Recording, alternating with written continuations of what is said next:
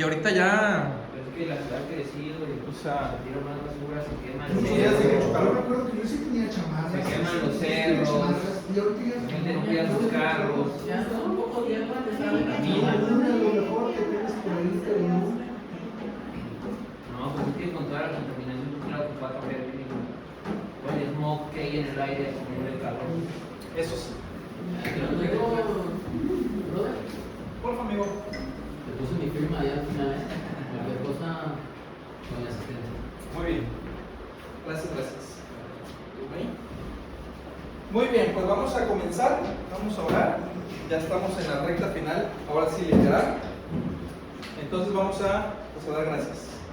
Vamos a ver. Padre Santo, te damos gracias por este tiempo que hemos tenido. Han sido 7 clases muy productivas. Gracias a ti. Gracias por esta última clase también, Señor. Te rogamos que tu Espíritu Santo bendiga este tiempo, que nos dé entendimiento de tu palabra, que podamos llevar por obra lo que aquí estudiemos y sobre todo que podamos dar gloria a tu nombre siempre, Señor. Lo pedimos y oramos en el nombre de Cristo Jesús. Amén. Muy bien, pues ya vimos todo lo que es los pactos. Vimos el pacto de redención, el pacto de obras y el pacto de gracia, y cómo el pacto de gracia se divide en otros 6 subpactos, ¿verdad? El pacto con Adán, el pacto con Noé, el pacto con Abraham, el pacto con Moisés, el pacto con David, y finaliza en el nuevo pacto con Jesús. En el antiguo pacto había 2 grandes señales, que eran la circuncisión y el bautismo, la circuncisión y la Pascua. En el Nuevo Testamento vamos a ver cuáles son la señal y los sellos del pacto, que básicamente es la circuncisión, el bautismo y la cena del Señor. Ando revolviendo todo. Es la costumbre. Sí. De que den los pactos, bro, ¿me ¿Me puedes explicar? Hola, profe, ¿qué es un pacto? con Noé? Pacto con Adán. Revolviste todo lo del semestre. Va, entonces vamos a ver los sacramentos. Existen 2 señales del pacto.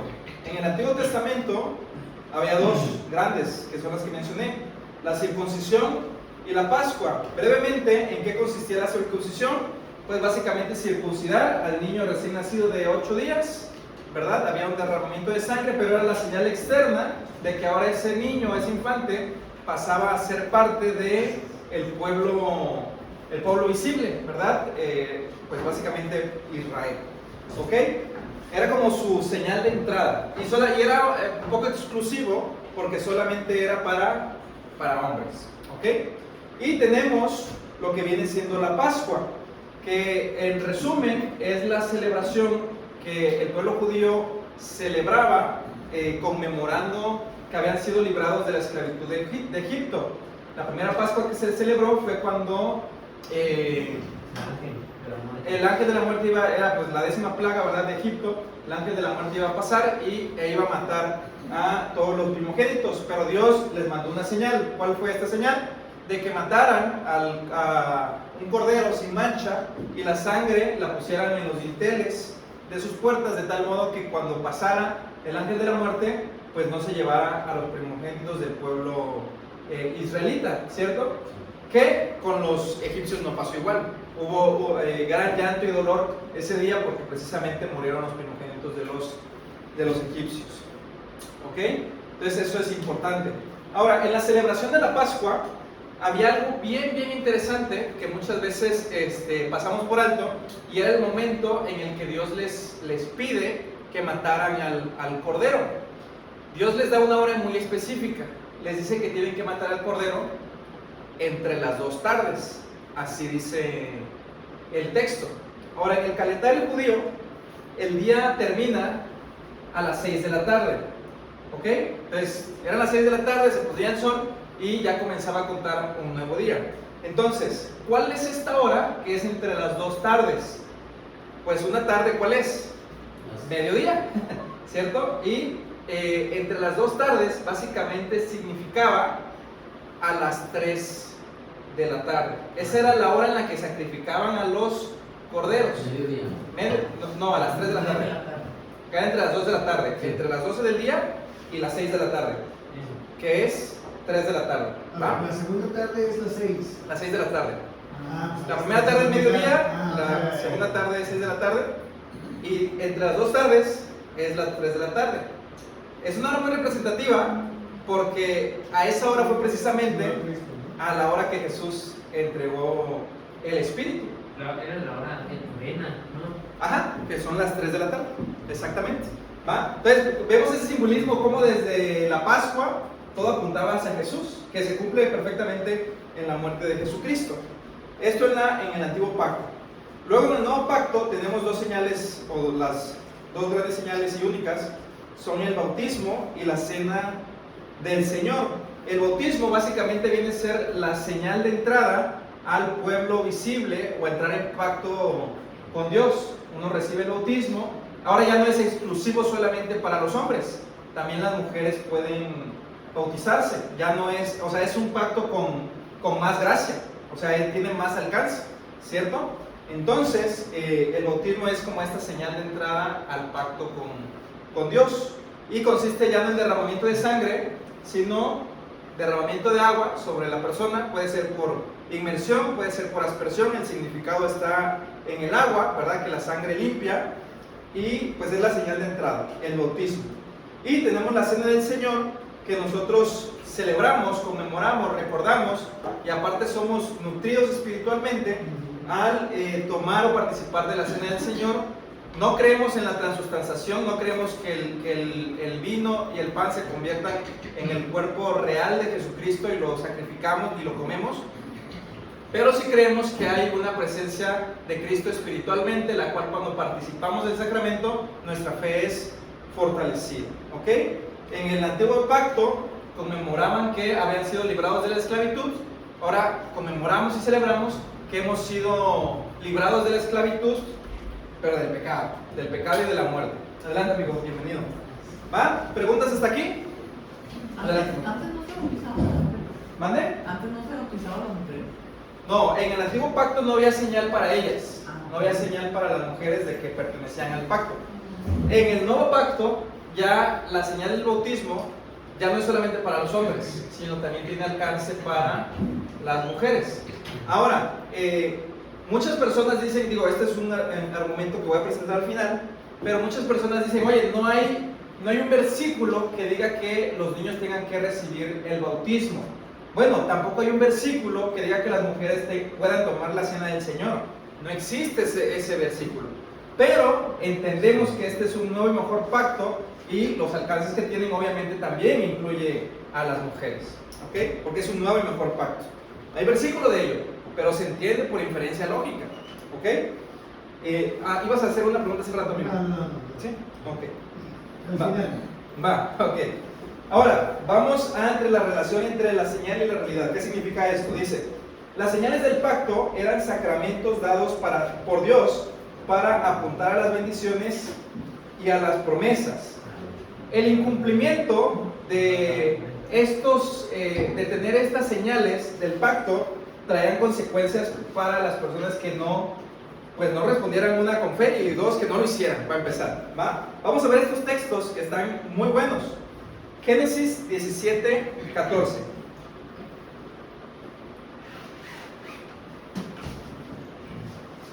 Génesis 17, 14. ¿Alguien lo tiene? ¿Que lo quiera leer, por favor? Y el varón incircunciso, el que no hubiere circuncidado la carne de su prepucio, aquella persona será cortada de su pueblo, ha violado mi pacto. Ok, entonces Dios, esto es algo que amonesta muy fuerte. Él dice que la persona incircuncisa, el varón incircunciso, el que no tuviera la circuncisión, esa persona será, ¿qué cosa? Cortada de su pueblo. ¿Por qué? Porque ha violado su pacto. Es decir, esta señal, este pacto para Dios es muy importante, de tal modo que dice, si tú no tienes la señal del pacto, o sea, tú no puedes estar en este pueblo, porque este pueblo requiere que tú tengas la señal del pacto. Básicamente, adelante, hermano. ¿Qué aplica eso en el nuevo pacto? Voy a ir para allá, ahí vamos. ¿Va? Ahora, vamos a Éxodo 4:24, para que vean qué tan en serio se toma Dios el hecho de que los padres, porque este es deber del padre, el niño no tiene conciencia, el padre pues cumpla este pacto con el Señor. 24. Éxodo 4, déjame llego, pero si es 4:24, ahorita lo lees, mi buen Dan. se me pegaron aquí unas hojas.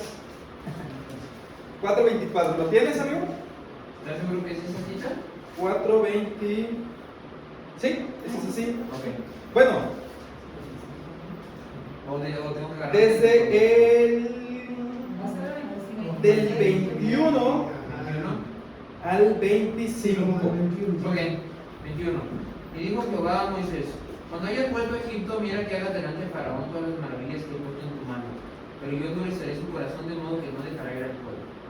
Y dirás a Faraón: Jehová ha dicho así: Israel es mi hijo, mi primogénito.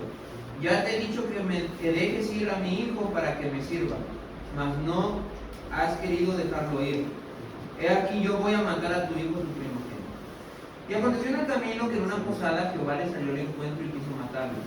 Entonces Séfora tomó un pedernal afilado y cortó el prepucio de su hijo y lo echó a sus pies, diciendo: a la verdad tú me eres esposo de sangre. Y el 26 también, por favor. Así le dejó luego ir, y ella dijo: esposo de sangre a causa de la circuncisión. Ok, este está bien interesante porque nos dice que Dios le sale porque Dios le había dado una misión a Moisés. Básicamente era liberar al pueblo de la esclavitud de Egipto. Pero a Moisés se le había pasado un detalle bien importante, que era circuncidar a su hijo. Moisés no había circuncidado a su hijo. Y acabamos de leer que cuando se establece el pacto, ¿cuál es uno de los requisitos que Dios demanda de su pueblo? Que los padres circunciden a sus hijos. De tal modo, si no están circuncidados, sus hijos son expulsados, no están dentro del pacto. Entonces Dios le sale al encuentro a Moisés y no solamente lo amonesta, o sea, Dios sale al encuentro a Moisés ¿para qué? Matarlo. Para matarlo. ¿A Moisés o hijo? A Moisés, Ah, por desobediente.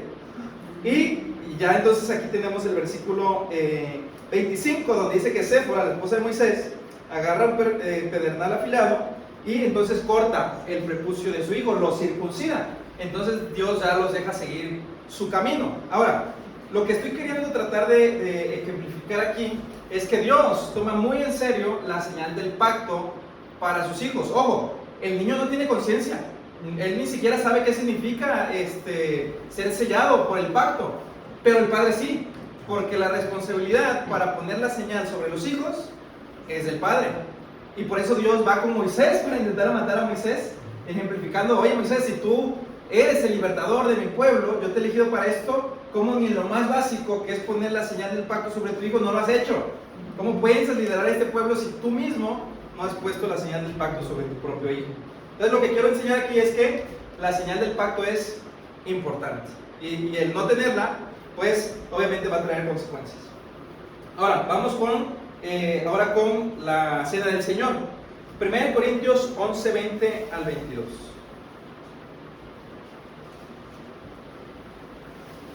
1 Corintios 11, 20 al 22.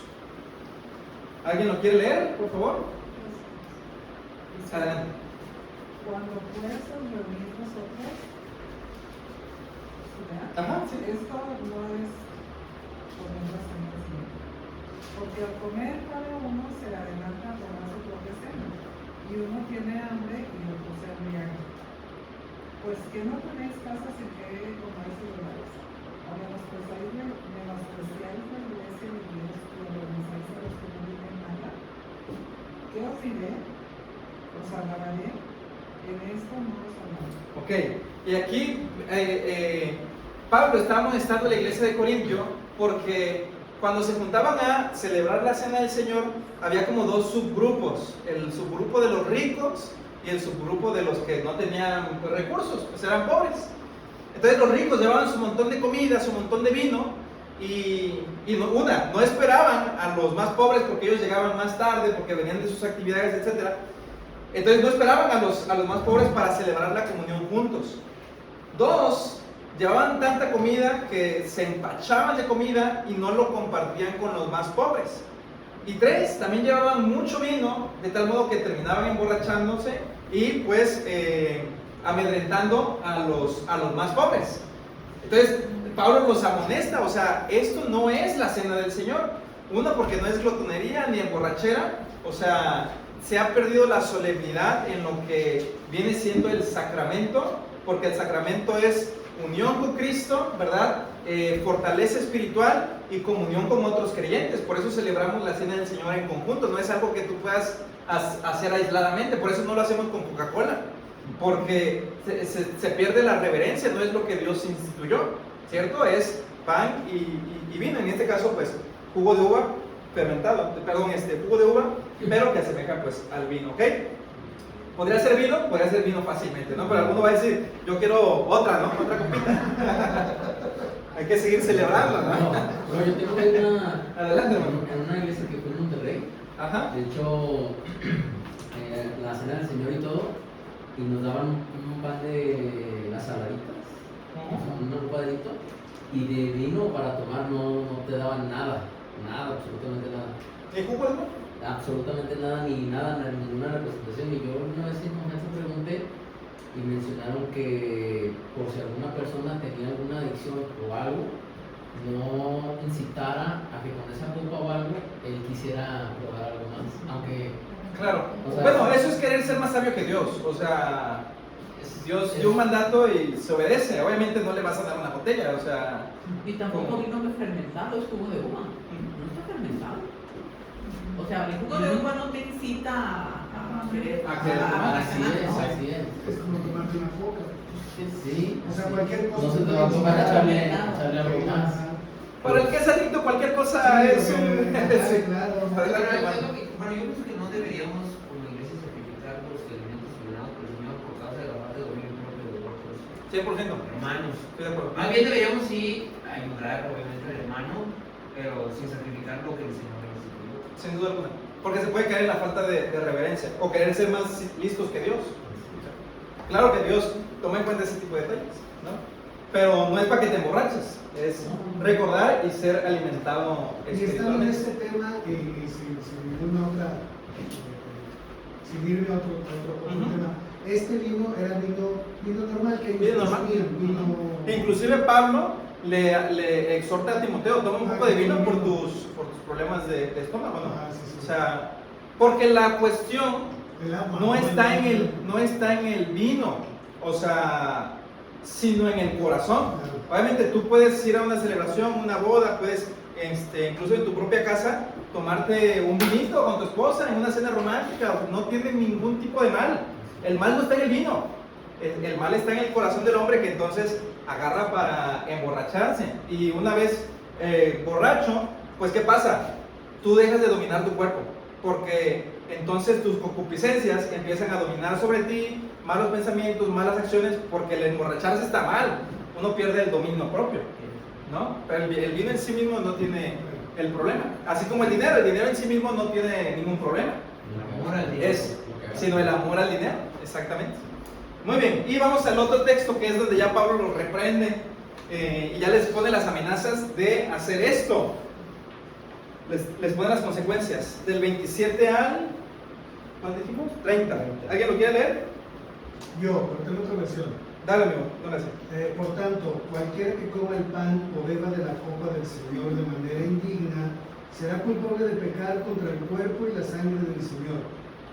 Así que cada uno debe examinarse a sí mismo antes de comer el pan y beber de la copa.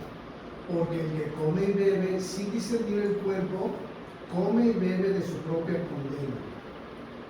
Por eso hay entre ustedes muchos débiles y enfermos, incluso varios han muerto. Ok, hasta ahí. Entonces, aquí Pablo los está exhortando y los está amonestando que para tomar la cena del Señor hay que hacerlo en reverencia y con confesión de pecado, básicamente. Dice, no tomen la cena indignamente. Es por eso que antes de que participamos de la cena del Señor siempre hay un tiempo de reflexión, de oración y de ponerte a cuentas con Dios. Porque de tal manera, si uno lo hace de manera indigna, el texto nos dice que la consecuencia, muchos de ustedes están enfermos por esta causa. Y el texto aún añade, muchos han muerto por esta causa, por tomar en poco el sacramento, por tomar en poco el sacrificio de Jesús. Porque ¿qué es lo que está recordando? El sacrificio perfecto de nuestro Señor Jesucristo. Es como si pisoteares la sangre del pacto y la tuvieras por inmunda cuando uno lo hace indignamente, ¿no? Entonces, cada vez que tomemos la cena del Señor, pues hay que ponernos a cuentas, ¿verdad? Que el Señor es fiel y perdonador, nos limpia de todo pecado y de toda maldad, y entonces sí, pues tomar la cena del Señor, la cual nos va a nutrir y fortalecer nuestra fe al estar en una unión con Cristo. Sí, bueno, yo quería señalar, no sé si recuerdan que yo había escrito una reflexión de Ajá. este pasaje hace unos días, pero mucha gente confunde que ser indigno o dignamente se refiere a qué tan santo uno es, ¿no? Solo pueden tomar la cena del Señor que son más santos o más, tienen una piedad más derecha que otros. Entonces mucha gente por eso cuando tuvieron una mala semana o un mal mes no se acercan a la mesa del Señor, ¿no? Pero eso no es lo que dice Pablo.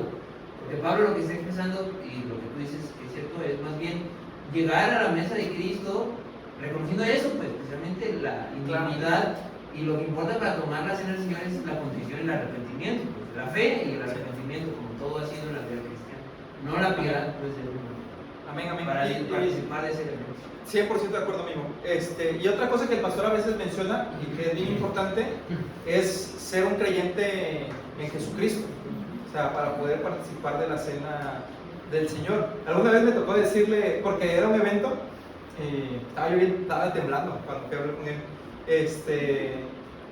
Porque era un evento donde había personas que no eran cristianas. Y se le olvidó mencionar ese pequeño detalle. Y dijo, oye pastor, creo que se le olvidó un poquito esto. Y ya, no, qué bueno que me dices. Porque es importante, porque si no hacemos tropezar a las otras personas. ¿Va? Pues bien, y bueno, aquí dice, las señales deben ser recibidas por fe, son un sello de las promesas de Dios para el creyente. ¿Ok? Es algo que tenemos que hacer. Ahora, otra vez recapitulando, son 2 señales en el Antiguo, 2 señales en el Nuevo. En el Antiguo, la circuncisión y bautismo. ¿Qué hice? Sí, Ese es el paralelo. es el paralelo, sí es cierto. Sí, en el Antiguo, circuncisión, con su equivalente en el Nuevo, el bautismo, que señala a las nuevas promesas. Lo único que cambia es la manera en la que es administrada. El significado es el mismo, la señal de administración es distinta. Antes era la circuncisión, derramamiento de sangre, ahora es derramamiento de agua, significa pureza y limpieza de pecados.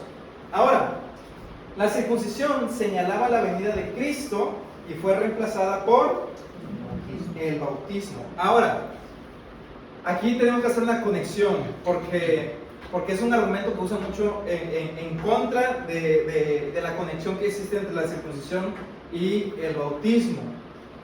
Pero Colosenses capítulo 2 versículo 11 y 12 hace la conexión, los pone en la misma sintonía. Y lo puse en la NBI porque es la versión que mejor explica el concepto. ¿Colosenses qué, perdón? Capítulo 2 versículo 11 y 12. Les voy a poner el pasaje. El pasaje dice lo siguiente: además, en él fueron, porque acuérdense, si ustedes leen Génesis, donde se estipula el sacramento de la circuncisión, el pasaje dice que esta es una señal por pacto perpetuo, para siempre. La pregunta es, ¿cómo termina algo que se supone que Dios dijo que era perpetuo, para siempre? Entonces, habría una inconsistencia si de pronto pues ya no se hace. ¿Qué fue el problema que tuvieron los judíos que seguían circuncidándose porque ellos genuinamente creían que era, pues, o sea, Dios dijo y seguimos haciendo, ¿va? Pero Pablo entonces hace la transición, porque este era un tema de conflicto grandísimo. Entonces hace la aclaración de la siguiente manera. Y dice lo siguiente: además, en él, es decir, en Jesucristo, fueron circuncidados. ¿Quiénes? Los creyentes. No por mano humana, sino con la circuncisión que consiste en despojarse del cuerpo pecaminoso. Y aquí está la clave. Esta circuncisión la efectuó, ¿quién la efectuó? Cristo. Cristo. Y ya nos va a decir cómo nosotros recibimos esa circuncisión. Dice lo siguiente: ustedes la recibieron, ¿qué cosa? La circuncisión. Ustedes la recibieron al ser sepultados con él en el bautismo. Es decir, esta circuncisión espiritual que es en Cristo, nosotros la recibimos por medio de el bautismo. Y aquí es una conexión perfecta, en perfecta armonía.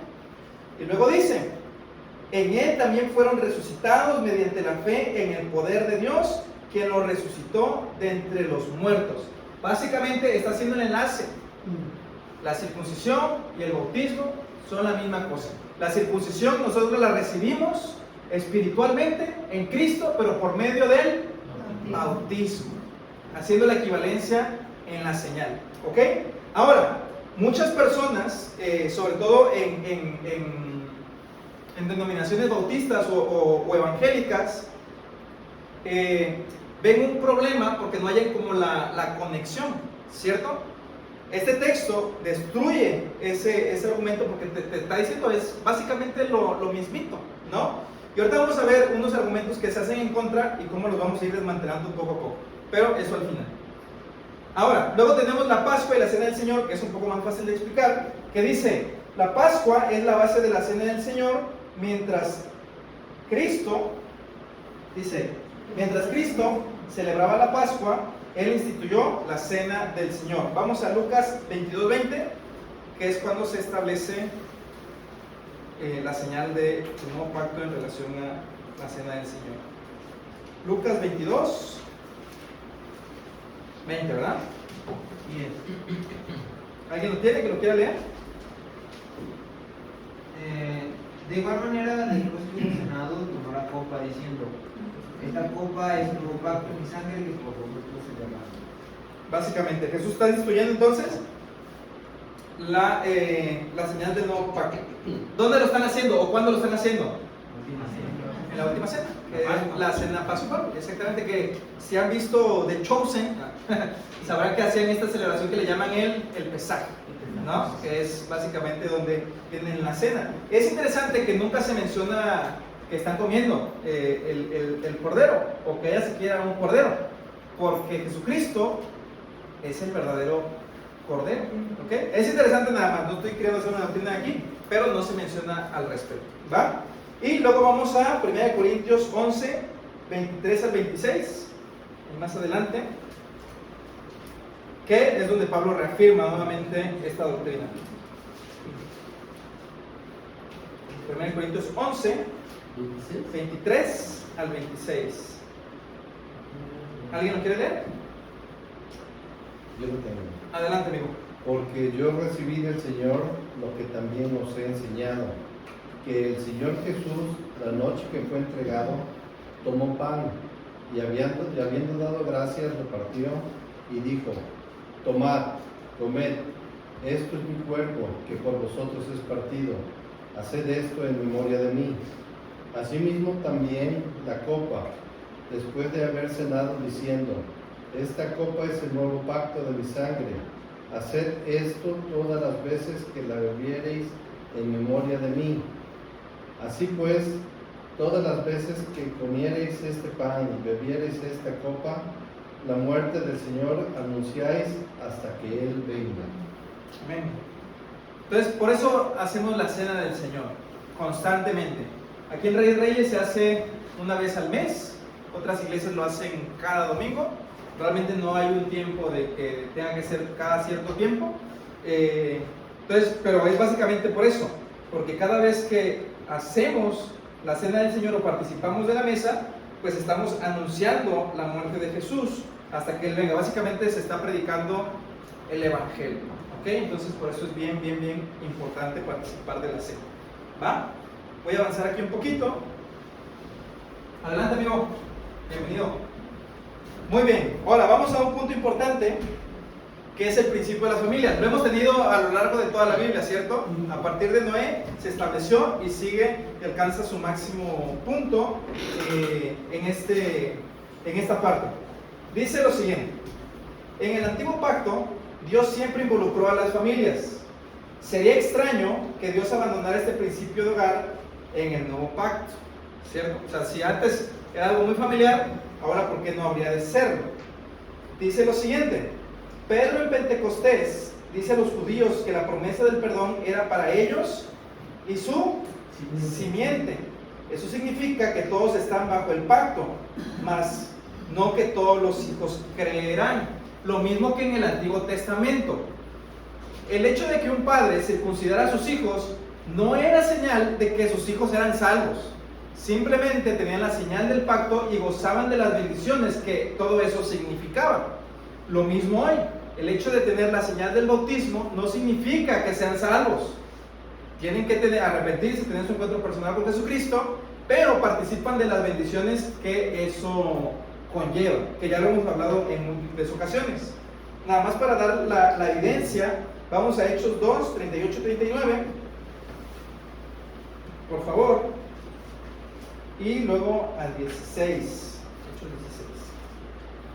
¿Hechos 2 cuál? Hechos 2, 38 y 39. Pedro les dijo: arrepentíos y bautícese cada uno de vosotros en el nombre de Jesucristo para perdón de los pecados, y recibiréis el don del Espíritu Santo, porque para vosotros es la promesa, y para vuestros hijos, y para todos los que están lejos, para cuantos el Señor nuestro Dios llamare. Amén. Entonces, la promesa que se está hablando aquí, ¿cuál es? La del Espíritu Santo. La del Espíritu Santo. Y Pedro, ¿qué dice? Para ustedes es la promesa y Los hijos. para vuestros hijos. Qué hermosa promesa. Y para ¿Va? los que están lejos, Y para los que están lejos, gentiles, nosotros, que también es para nuestros hijos. Dice, vamos, y voy a leer el siguiente, 16, 14, 34, porque es la historia de una familia. Dice lo siguiente: entonces, el capítulo 16, versículo 14, dice: entonces una mujer llamada Lidia, vendedora de púrpura en la ciudad de Tiatira, que adoraba a Dios, estaba oyendo, y el Señor abrió el corazón de ella para que estuviese atento a lo que Pablo decía.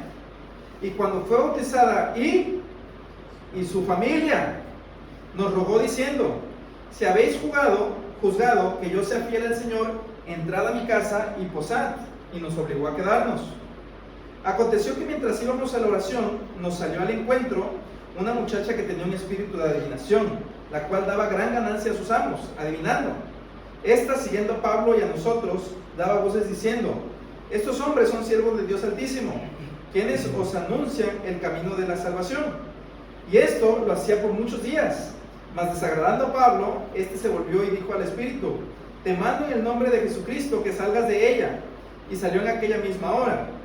Pero viendo sus amos que había salido la esperanza de su ganancia, prendieron a Pablo y a Silas y los trajeron al foro ante las autoridades.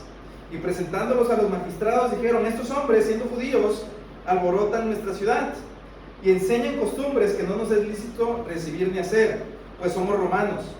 Y se agolpó el pueblo contra ellos, y los magistrados, rasgándose las ropas, ordenaron azotarles con varas. Después de haberles azotado mucho, los echaron en la cárcel, mandando al carcelero que los guardase con seguridad, el cual recibió este mandato: los metió en el calabozo de más adentro hasta el mero fondo, y les aguró los pies en el cepo.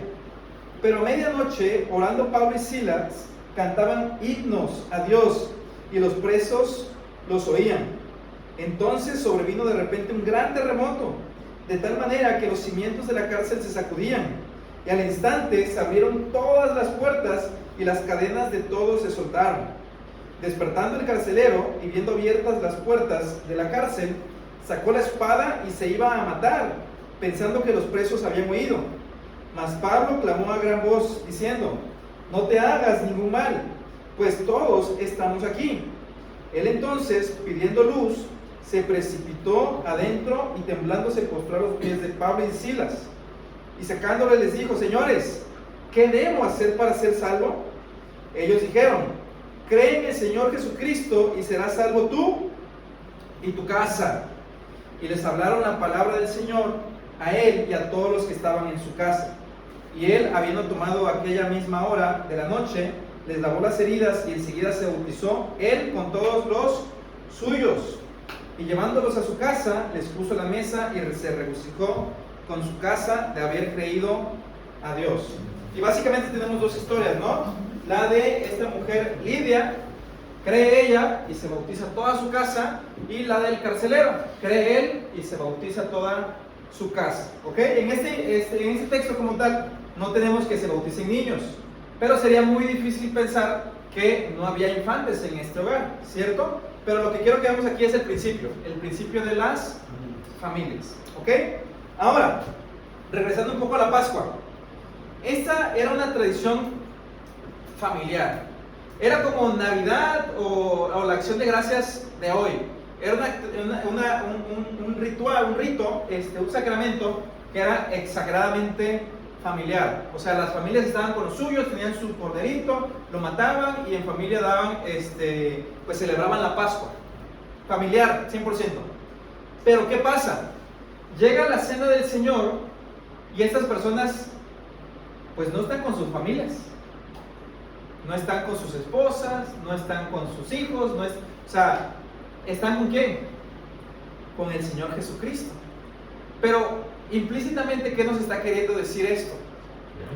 Que esta celebración ya no va a ser solamente algo familiar local, sino aquí lo que Jesús está haciendo, está expandiendo la familia y está haciendo de esta una celebración familiar, pero ya no por lazos sanguíneos, sino por lazos espirituales.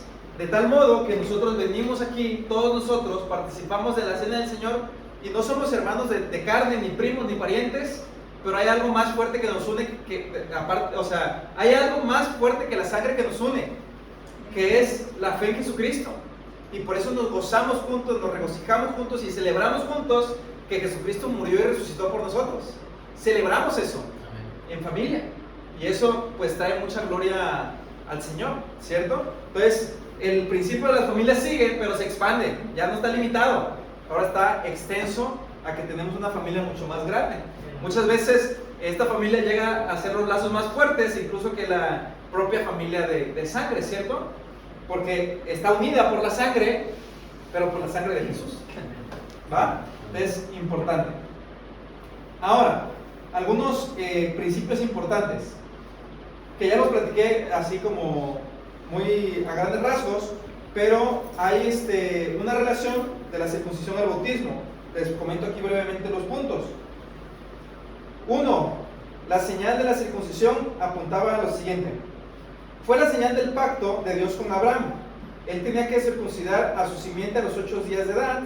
Asimismo, cualquier extranjero podía unirse al pacto a través de la circuncisión. Y vamos a este texto en Éxodo 12, 43 al 49. El otro ya lo leímos, pero del 43 al 49. 12.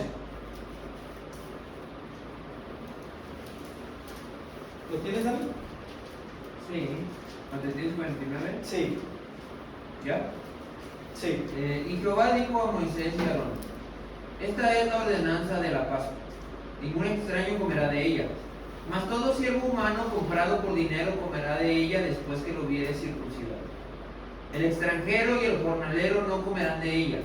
Se comerá en una casa y no llevarás de aquella carne fuera de ella, ni quebraréis huesos suyos. Toda la congregación de Israel lo hará.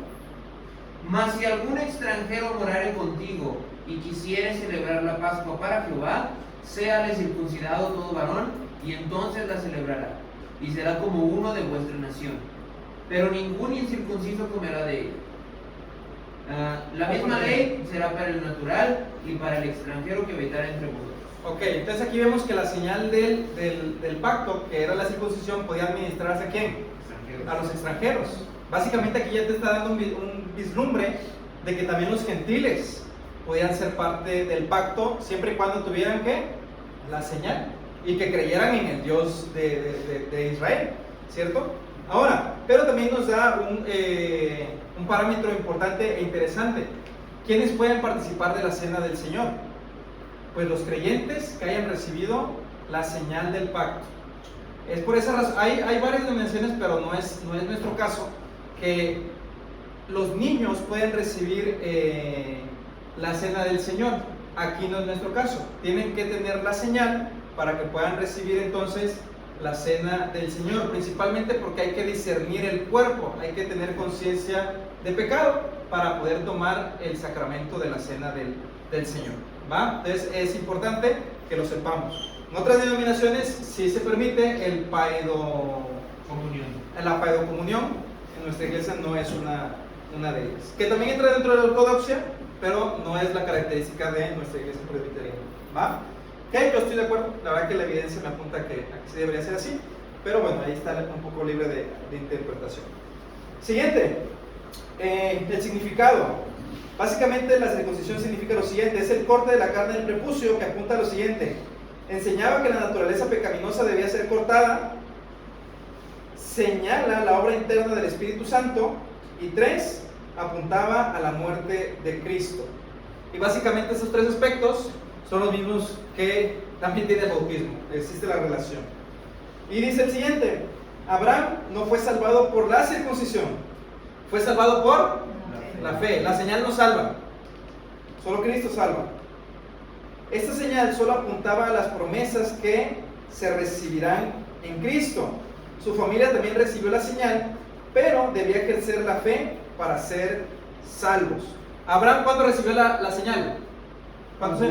Era un adulto, ¿cierto? Y creyó y recibió la señal, ¿verdad? Y creyó Abraham a Dios, y esto le fue contado por justicia. Después de que Abraham creyó, él recibió la señal, ¿cierto? Ok. Ahora con su hijo Isaac, ¿cómo es con Isaac? Con Isaac es al revés. Porque él primero recibe la señal y luego cree, ¿cierto? Lo mismo con el bautismo. Si el Señor te encuentra siendo un adulto, pues primero crees y luego te bautizas, ¿cierto? Es la señal. Con nuestros hijos, si tú ya eres un creyente, es como con Abraham y Isaac. Tu hijo primero recibe la señal con las promesas contenidas en esa señal, y después ellos creen, ¿verdad? Si Dios así lo permite en su soberanía. Pero es básicamente, quiero que vean la equivalencia, es literalmente lo mismito, pero administrado de diferente manera, ya no con sangre, con agua. Siguiente. Ahora, ¿cuál es el cumplimiento de la circuncisión en el nuevo pacto? Dice lo siguiente: en ti serán benditas todas las naciones, refiriéndose a Jesucristo, ¿cierto? 2, el pacto con Abraham no se limitó a los judíos, ya lo acabamos de leer también, también los gentiles eran incluidos, cosa que ya es una realidad en el Nuevo Testamento. 3, la circuncisión era una señal sangrienta en el antiguo pacto, pero el bautismo es una señal sin sangre, puesto que Cristo ya la derramó, ya lo hemos platicado en varias ocasiones. Siguiente, Israel fue bautizado en Moisés en el Mar Rojo. Y vamos aquí a 1 Corintios 10, versículo 2, porque es interesante que el texto dice que ellos fueron bautizados, pero la realidad es que fueron circuncidados. Pero utilizan los términos de manera intercambiable. 1 Corintios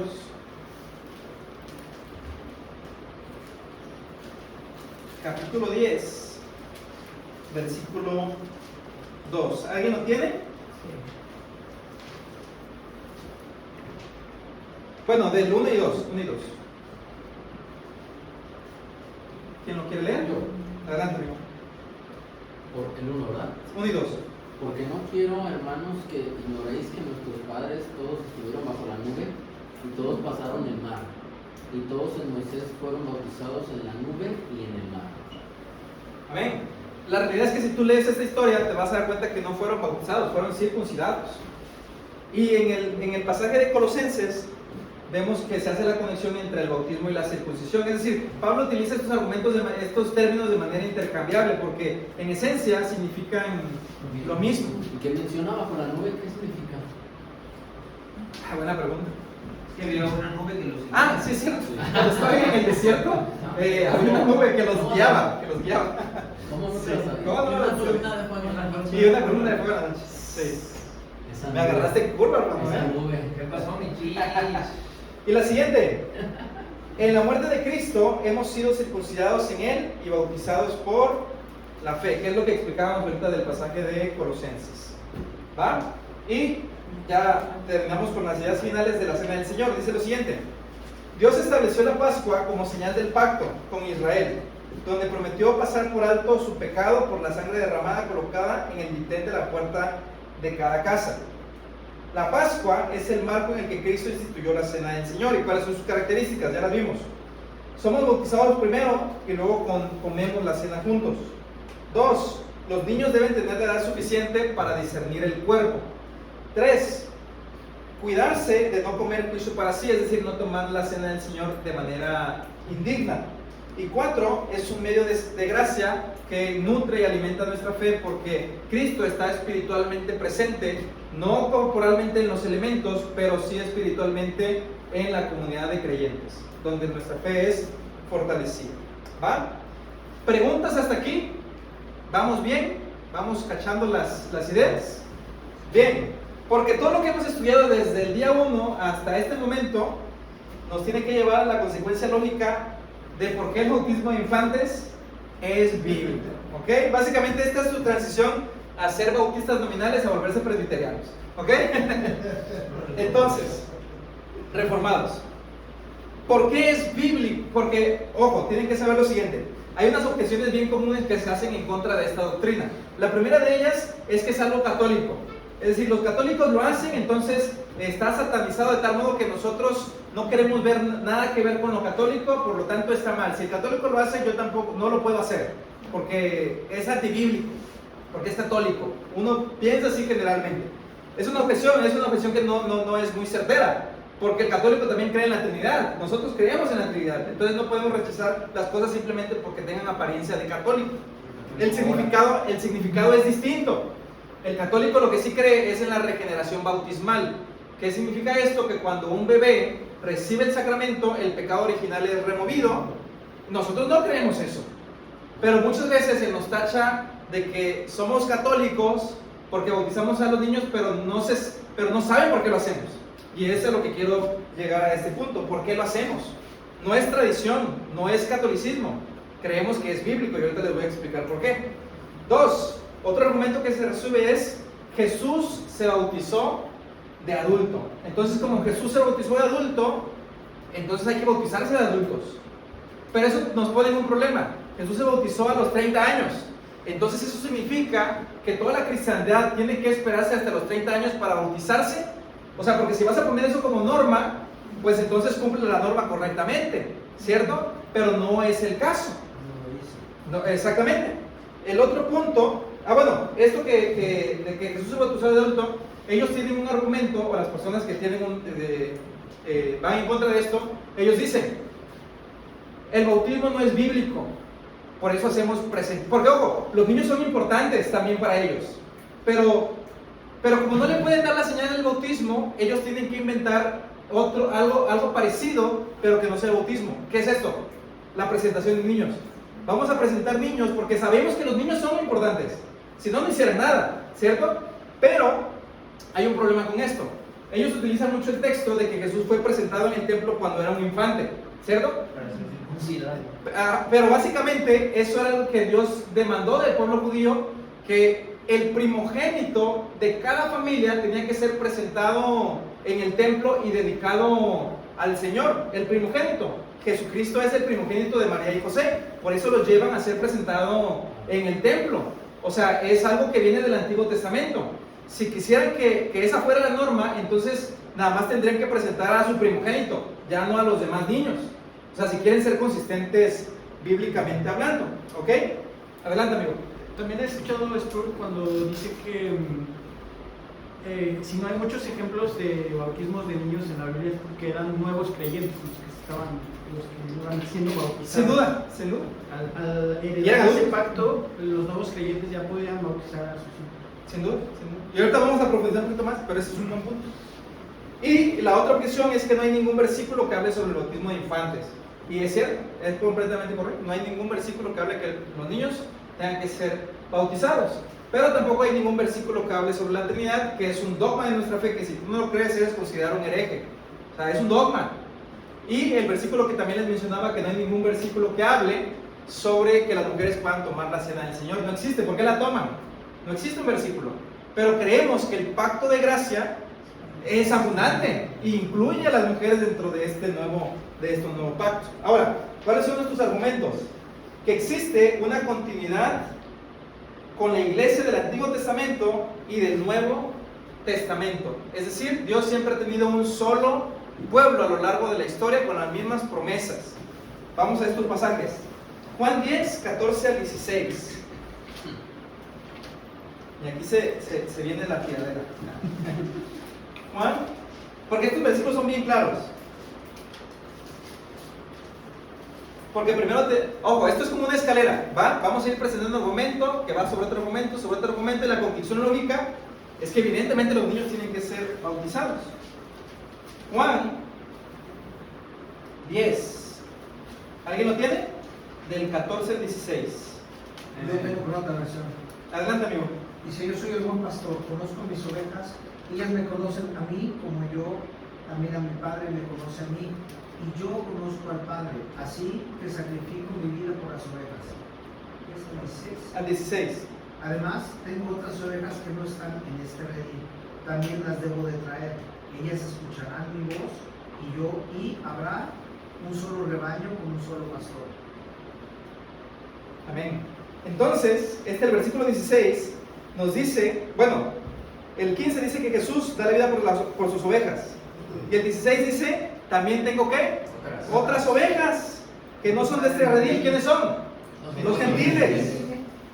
Aquellas también debo de traer, y oirán mi voz, y habrá ¿qué? Un rebaño y un pastor. No dice que van a ser dos rebaños distintos, judíos y gentiles, promesas distintas. No. Dice que habrá un rebaño y un pastor, un solo pueblo. Siguiente texto, Efesios 2, 12 al 16. Este es más claro todavía.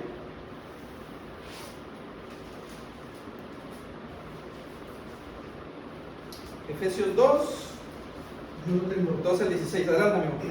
Recuerden que en ese entonces ustedes estaban separados de Cristo, excluidos de la ciudadanía de Israel y ajenos a los pactos de la promesa, sin esperanza y sin Dios en el mundo.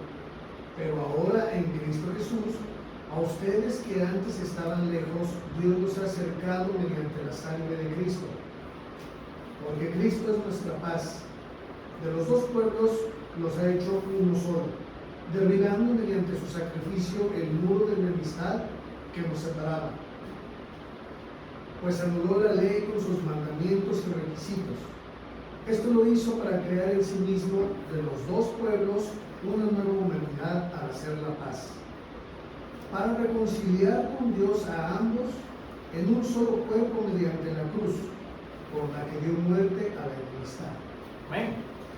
Ahí está, creo que más claro, creo que es el texto más claro acerca de que había antes un muro intermedio de separación, pero Cristo ha derribado ese muro y ahora es que un solo pueblo. Dice que Él es nuestra paz y que de ambos pueblos hizo uno, aboliendo las enemistades para hacer de los dos un solo y nuevo hombre. Dice derribó el muro. Sin duda. O sea, había una enemistad entre judíos y gentiles marcadas, 100%. Pero Dios ha hecho un solo pueblo. ¿Va? Siguiente. Romanos 2, 28 al 29. También es de los más claros. Romanos 2, 28 al 29. O sea, quiero que con esto ustedes reafirmen su confianza en que las promesas que están en el Antiguo Testamento también son para ti y para tu familia. Romanos 2, 28 al 29. ¿Alguien lo quiere leer? Pues no es judío el que lo es exteriormente, ni es la circuncisión la que se hace exteriormente en la carne, sino que es judío el que lo es en lo interior, y la circuncisión es la del corazón, el espíritu, no el letra, la alabanza del cual no viene de los hombres, sino de Dios. No es judío el que lo es exteriormente, ni es la circuncisión la que se hace en la carne, sino es judío ¿quién? El que lo es en lo interior. Es decir, si tú has puesto tu fe y confianza en Cristo, tú eres un judío espiritualmente hablando. Todas las promesas que fueron hechas al pueblo de Dios en el Antiguo Testamento son para ti, porque tú eres un judío, tú eres un hijo de Abraham por la fe. Son para ti esas promesas. Hay continuidad. Siguiente versículo. Gálatas 3, 6 al 7.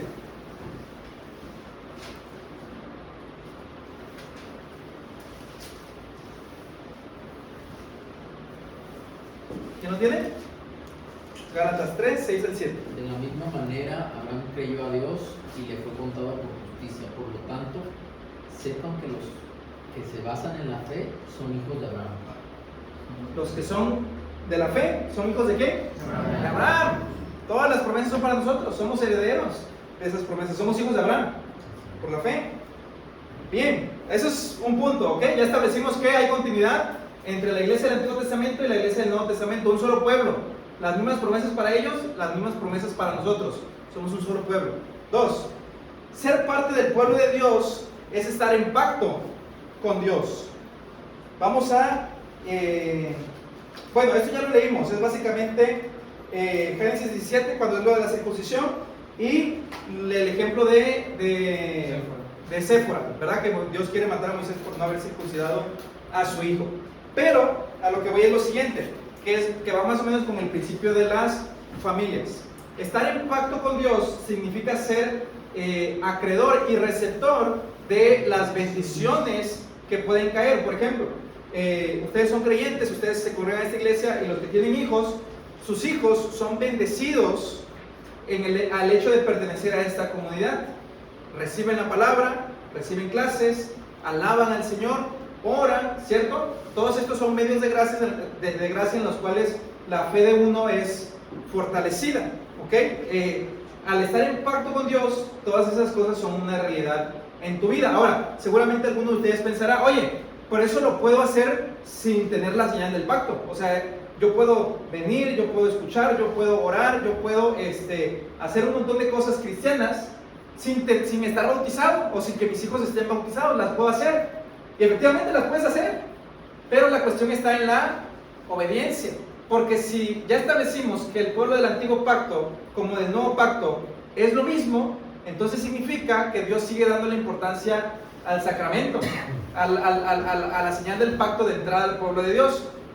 Y si Dios quiso matar a Moisés por no circuncidar a su hijo, ¿qué nos hace pensar que nosotros podemos desobedecer a Dios y no ponerle la señal del pacto a nuestros hijos?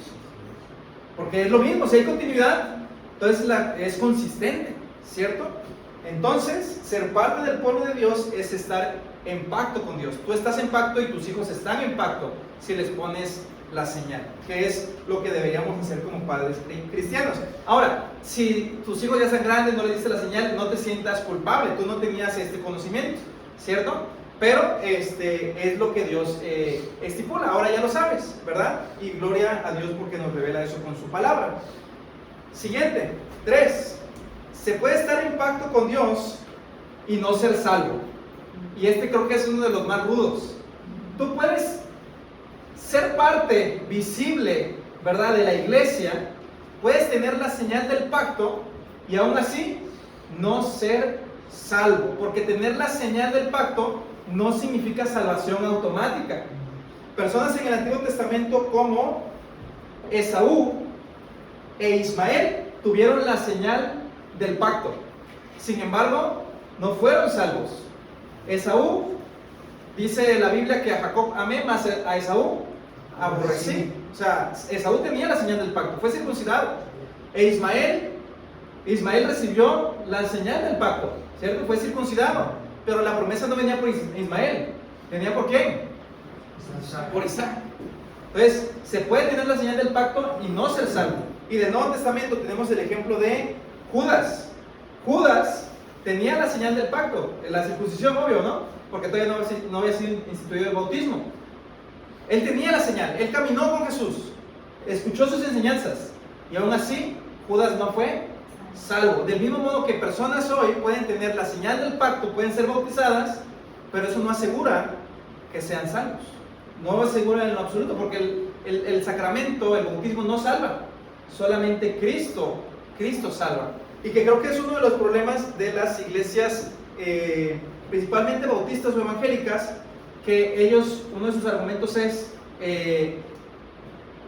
la persona tiene que profesar fe para que pueda recibir la señal del bautismo, pero nada te asegura que el hecho de que profese fe significa que seas salvo. Nada, tú no puedes saber, solo Cristo sabe, ¿no? Que es lo mismo con los infantes, tú no puedes saber, pero le vas a administrar la señal. Voy para acá y luego para acá. Adelante. ¿No será que las señales son externas? ¿Sí? Y realmente eso no implica que tu corazón esté alineado a lo que Dios quiere. Sin duda. ¿No? O sea, tuvieron las señales, todos ellos tuvieron señales, pero ellos no lo tuvieron en su corazón. Claro. Cuando tuvieron en su corazón la oportunidad de agradar a Dios o de obedecerlo, no lo hicieron.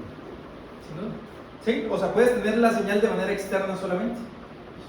y en tu corazón no estar verdaderamente arrepentido o ser un verdadero creyente genuino. Y aún así puedes tener la señal.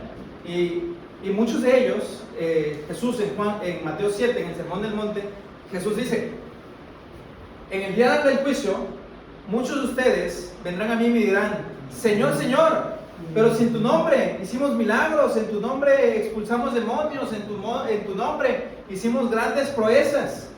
Pero el Señor les declarará: nunca los conocí, apartados de mí, hacedores de maldad.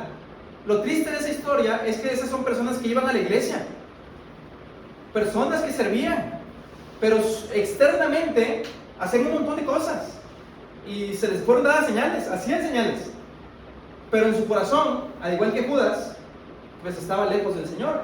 Y obviamente es una exhortación que va para los cristianos. O sea, si profesas tener fe en Jesús, pues asegúrate que tu corazón esté con Jesús, no solamente como de manera externa, de apariencia. Adelante. El problema va por ahí, y siempre te digo como, no problema, pero sí con muchas personas. El hecho de que tengamos nuestros hijos, vengan a enseñar, vengan a la iglesia, escuchen, entiendan lo que es el mensaje de salvación, les quede súper claro. Si no tienes un llamado, y tú sabes por qué tienes un llamado, si no tienes un llamado, no eres todavía un hijo de Dios, pues estás en el camino. Esa es una muy buena pregunta. Digo, solamente Dios conoce los corazones y podemos tener como una pauta, porque Jesús mismo en Mateo 7 dice: por sus frutos los conoceréis.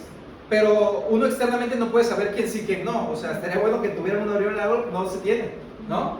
Pero el hecho de que estén en una iglesia, ¿verdad? Que escuchen el evangelio, el hecho de que oren, el hecho de que lean, pues ya nos está dando como un indicio de que potencialmente hay fe ahí, ¿cierto? O sea, están en el camino, están buscando al Señor, obviamente con una fe que va madurando poco a poco, ¿verdad? Como nosotros, igual nuestra fe va madurando poco a poco, tenemos altibajos, pero hay un deseo genuino por querer agradar a Dios, aun cuando fallemos, buscamos al Señor, nos levantamos. Es la lucha cristiana, ¿cierto? Nosotros no podemos saber al 100% la salvación de las demás personas, ni siquiera de nuestros propios hijos. Podemos saber la nuestra, ¿cierto? Pero como padres tenemos estas promesas, por ejemplo la de Hechos 2, porque la promesa del Espíritu Santo es para nosotros y para nuestros hijos, ¿cierto? Entonces podemos tener fe, convicción y esperanza de que nuestros hijos, o sea, con la educación que le hemos dado y encaminado al Señor, ellos pueden ser salvos. Tenemos la promesa, ¿cierto?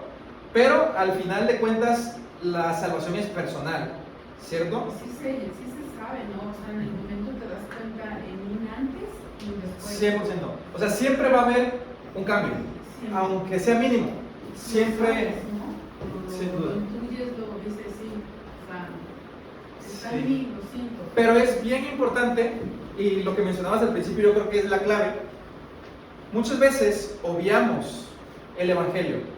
Es decir, ya escucharon el Evangelio, yo ya no tengo por qué recordarlo, ya más bien vamos a otras cosas, ¿no? Vamos a predestinación, vamos al bautismo, a otras cosas.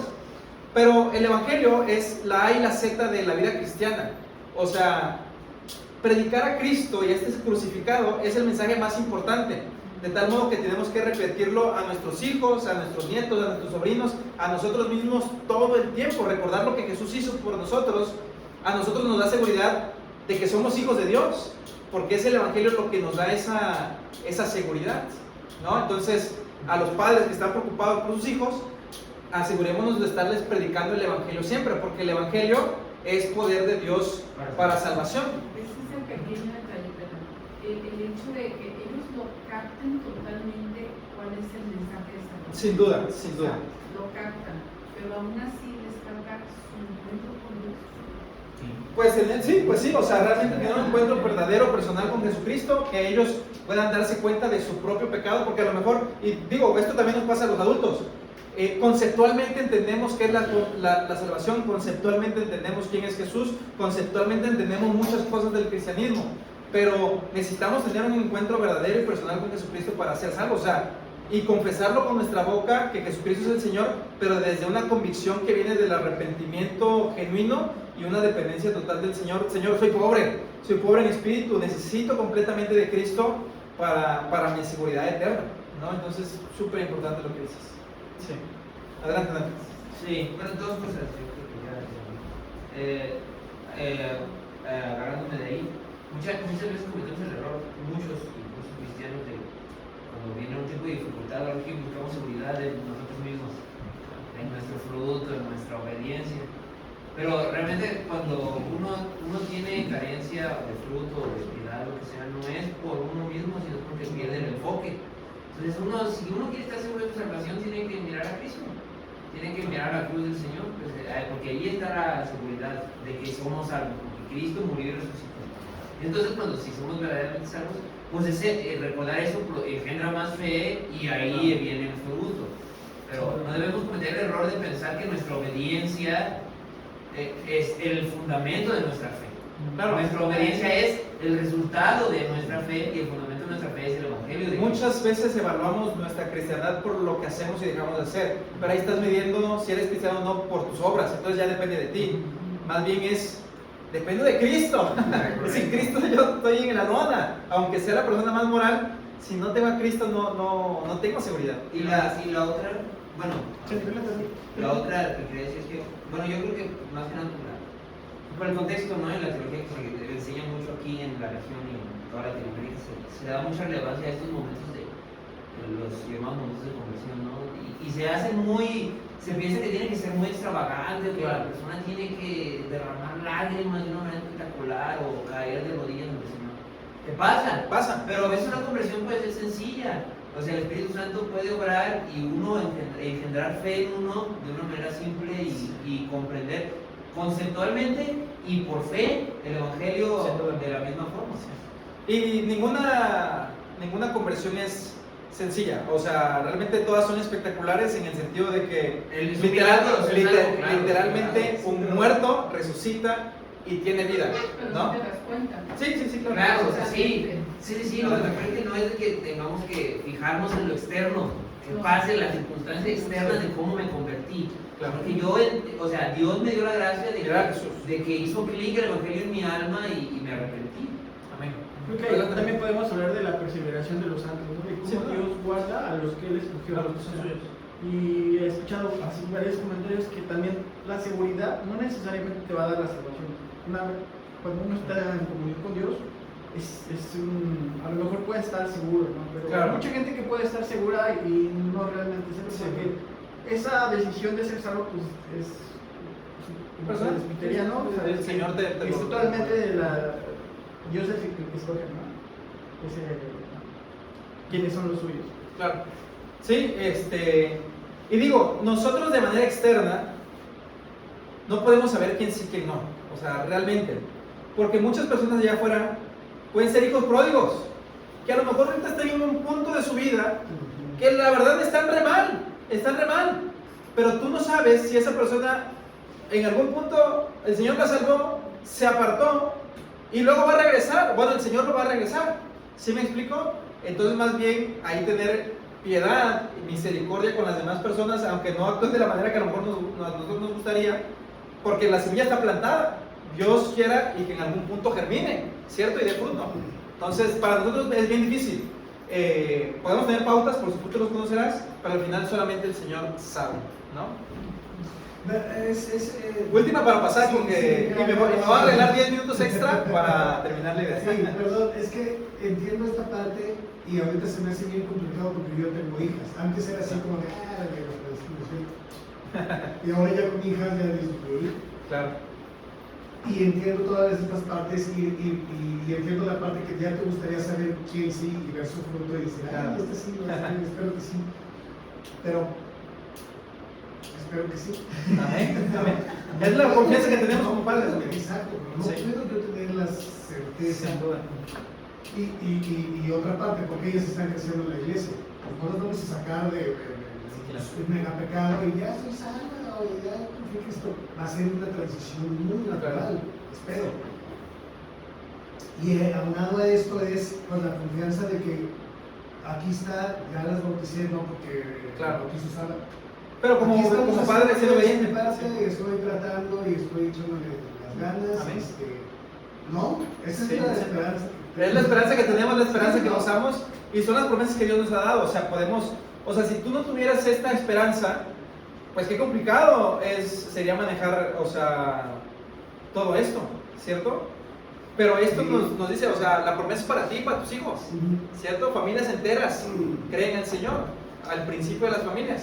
Y obviamente también pone la pelota de nuestro lado en el sentido de que tenemos una responsabilidad grandísima delante de Dios, que es educar a nuestros hijos en el temor del Señor, no solamente teóricamente, sino que puedan ver el Evangelio real en mi relación con mi esposa, en mi relación con mi jefe, en mi trabajo, en las actividades diarias, porque eso habla muchas veces más de lo que podemos enseñar con las palabras, ¿no? Entonces tiene que ir bien como junto con pegado todo eso, ¿va? Y bueno, avanzo aquí un poquito. Voy a ir corto, rápido. Perdón, vamos al último versículo porque este es bien, bien importante. Hebreos 10:29. ¿Está bien si les robo 10 minutos? ¿No hay problema? Sí. Ok. Va. Hebreos 10:29. Igual si tienen que salir no hay problema, se está grabando. 10:29. 10:29. ¿Alguien lo tiene? ¿Qué dice? Cuanto mayor castigo pensáis que merecerá el que pisoteare al Hijo de Dios y tuviere por inmunda la sangre del pacto en la cual fue santificado e hiciere afrenta al Espíritu de gracia, Hasta el 31. pues conocemos al que dijo, mía es la venganza, yo daré el pago, dice el Señor. Y otra vez, el Señor juzgará a su pueblo. Horrenda cosa es caer en manos del Dios vivo. Hasta ahí. Está fuerte ese texto. Horrenda cosa es caer en manos del Dios vivo. ¿Cuánto mayor castigo piensas que va a tener el que pisotea al Hijo de Dios y tuviera por inmunda la sangre del pacto? Es decir, y esta es una amonestación a una iglesia. El autor de Hebreos les está diciendo que no caigan en la apostasía. Personas que alguna vez gozaron de los medios de gracia, gozaron de ver el obrar del Señor y aún así se rehusaron a creer. Dice que el equivalente a eso, ¿verdad? Inclusive de haber recibido la señal, es como si tuvieses pisoteado la sangre de Cristo. Y por eso dice, horrenda cosa es caer en manos del Dios vivo. O sea, porque Jesucristo no puede ser burlado, básicamente, ¿no? Entonces, es una administración fuerte, pero se puede estar en pacto con Dios y aún así no ser salvo, ¿ok? Va, y ya vamos a términos más esperanzadores. Dios incluye a los niños en su pacto. Tenemos Génesis 17:12, que es cuando se instituye la circuncisión. Les dice que los metan en el pacto a partir de qué edad? 8 días de nacido. Ponle la señal. No tenemos ahora una edad para bautizar, pero yo sí recomendaría que fuera lo más pronto que se pueda, ¿no? Desde pequeños, básicamente, ¿va? Hechos 2:38-39 habla que la promesa es para nosotros y para nuestros hijos. Génesis es el antiguo pacto, Hechos del nuevo pacto. Se sigue incluyendo a los niños, ¿ok? Y 1 Corintios 7:12-14. Vamos a porque este es bien importante y muchas veces es malinterpretado.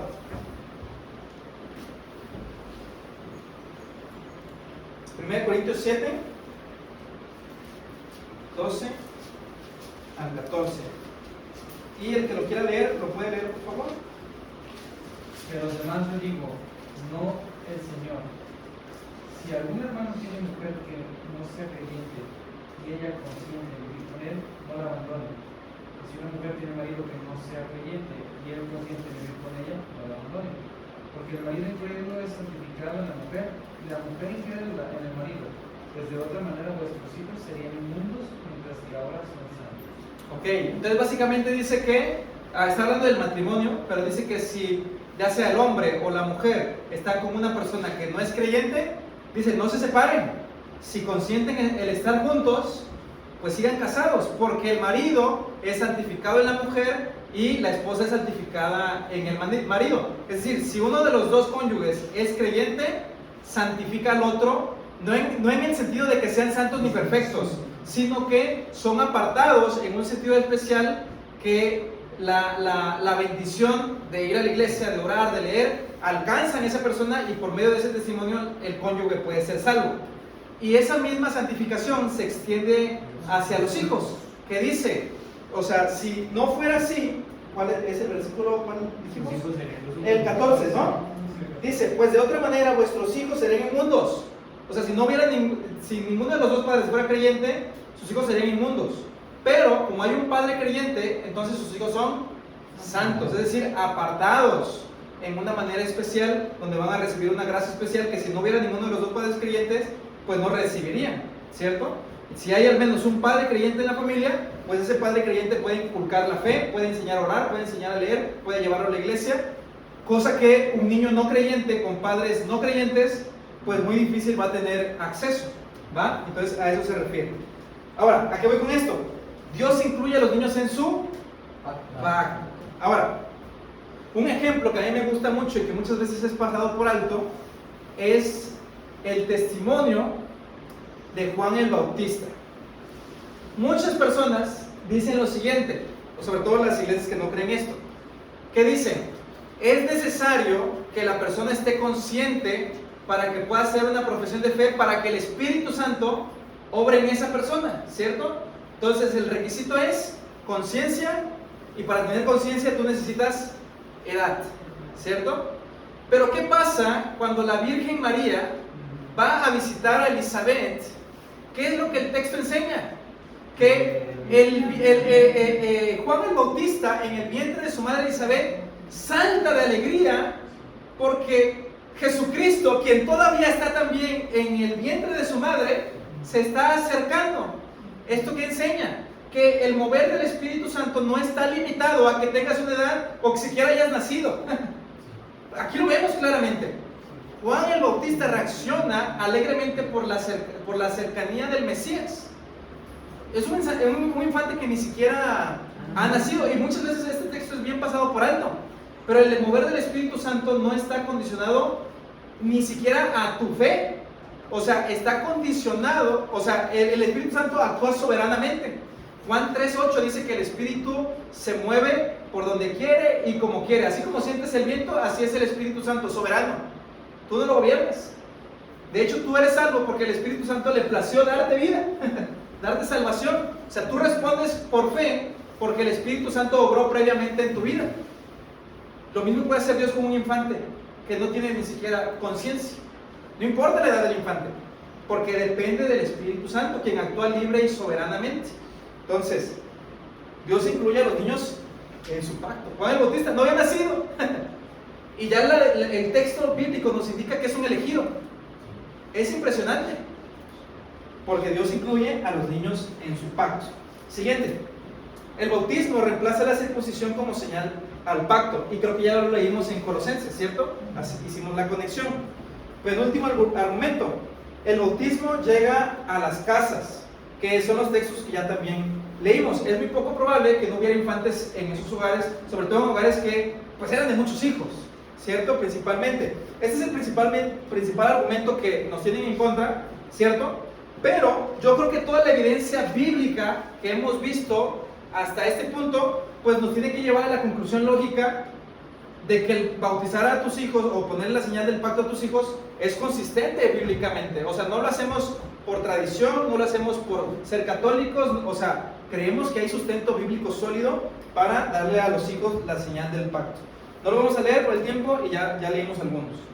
Y por último, la controversia que nunca existió. Realmente se estaba incendiando todo el Medio Oriente con el hecho de que las personas ya no tuvieran que circuncidarse. Pablo escribe una carta en Gálatas llamándole tontos a los judíos. O sea, ¿quién les engañó? Básicamente, porque ellos querían seguir circuncidándose. Pablo les dice no es necesario.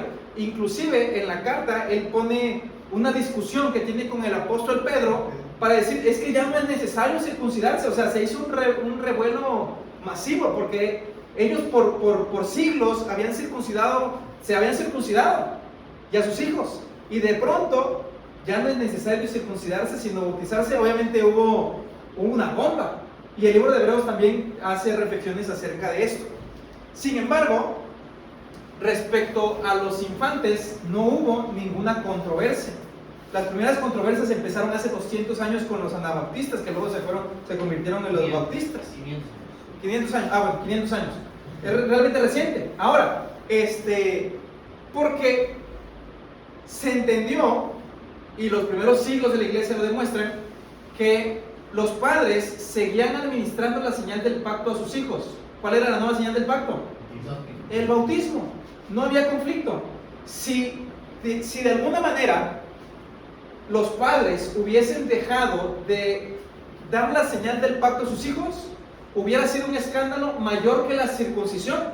Porque ¿cómo es posible que los hijos de los creyentes que habían recibido la señal por siglos, de pronto ya no tengan la señal? O sea, como si este es un nuevo y mejor pacto, resulta que es más restrictivo que el antiguo pacto. Que el antiguo pacto, pues, o sea, se quedaba corto. Pero el nuevo pacto se supone que es más inclusivo, más amplio y generoso, porque un pacto más amplio cortaría a los niños que fueron tomados en cuenta desde el principio por Dios. ¿Sí me explico? Hubiera habido una gran controversia que no hubo hasta el siglo XVI. Yo creo que fue más adelante, porque todavía los reformadores seguían bautizando. Es algo que los judíos nos hubieran reprochado también. 100%. Creo que los judíos hubieran reprochado lo que hicieron, decir, nosotros sí consideramos a nuestros hijos y ustedes no hacen nada. Es correcto. ¿Va? Entonces, por todos estos argumentos, efectivamente creemos que el bautismo de infantes es bíblico. Ya depende, no los quiero convencer, pero creo que la Biblia, o sea, habla fuerte al respecto. No hay un versículo como tal, pero tenemos toda una evidencia estructurada al respecto, ¿va?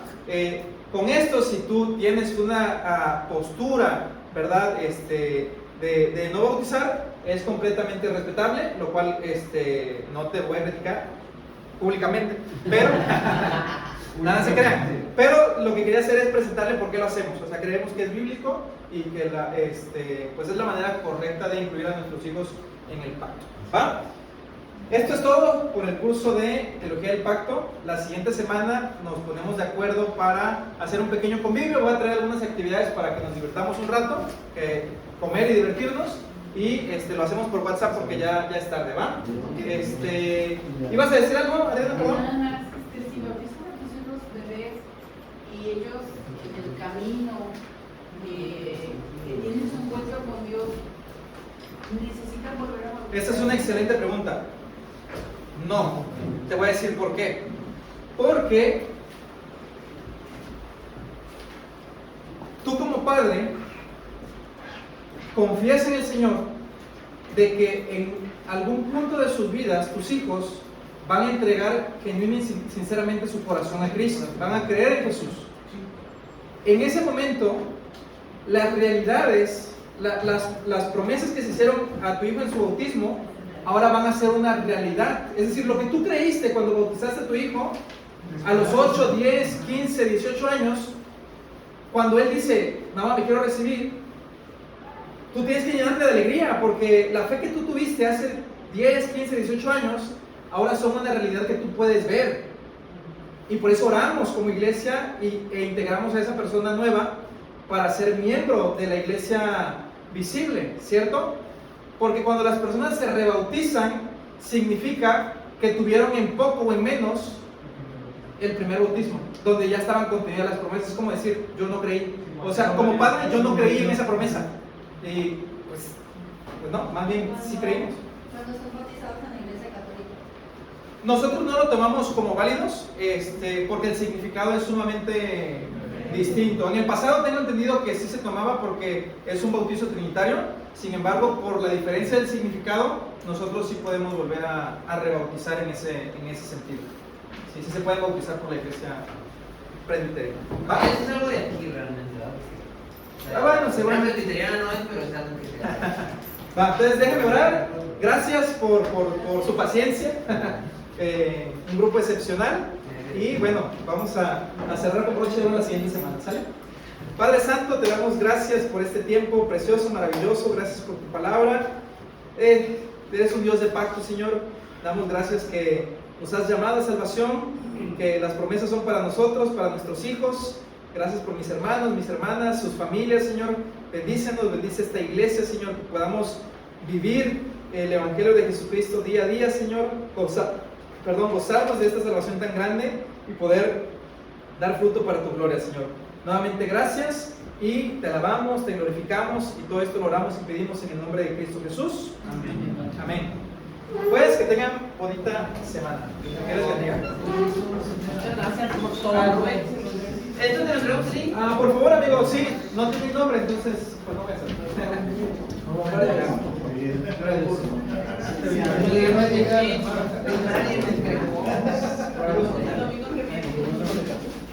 Sí, tenemos